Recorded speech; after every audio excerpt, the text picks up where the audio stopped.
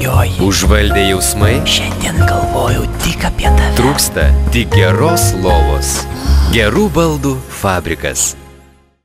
A lygos čempionate Šiauliams įveikti Atlanto taip ir nepavyko. Tai padaryti šiauliečiai turės progą lapkričio 13 dieną Lietuvos futbolo federacijos taurės ketvirtfinalio rungtynėse. O šiose rungtynėse žaidimas daugiausiai vyko nuo vienos baudos aikštelės iki kitos.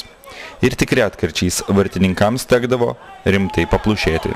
Žaidimas buvo lygus, abi komandos kovojo dėl pergalės.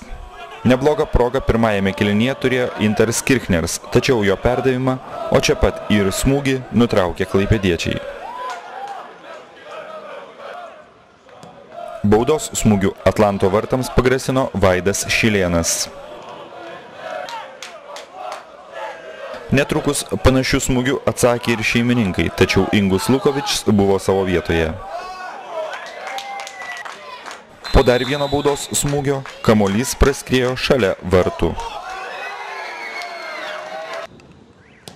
Kėliniui baigiantis dar vienas Šiaulių baudos smūgis nebuvo sėkmingas.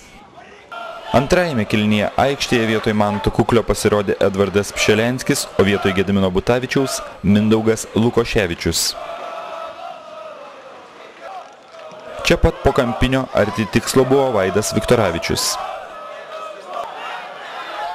Klaipėdiečiai surengė greitą kontrataką, kuri baigėsi smūgiu šalia vartų.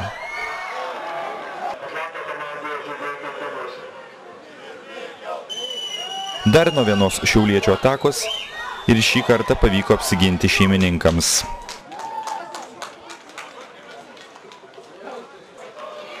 Netrukus Vaidas Šilėnas patikrino Arno Lekevičiaus budrumą. Vėl greita Atlanto kontrataka ir vėl pabaiga, kurią sėkminga gali pavadinti tik šiauliečiai.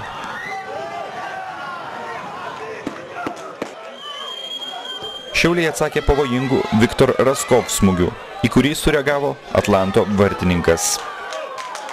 Viktoravičiaus bandymas įmušti galvą taip pat nebuvo sėkmingas.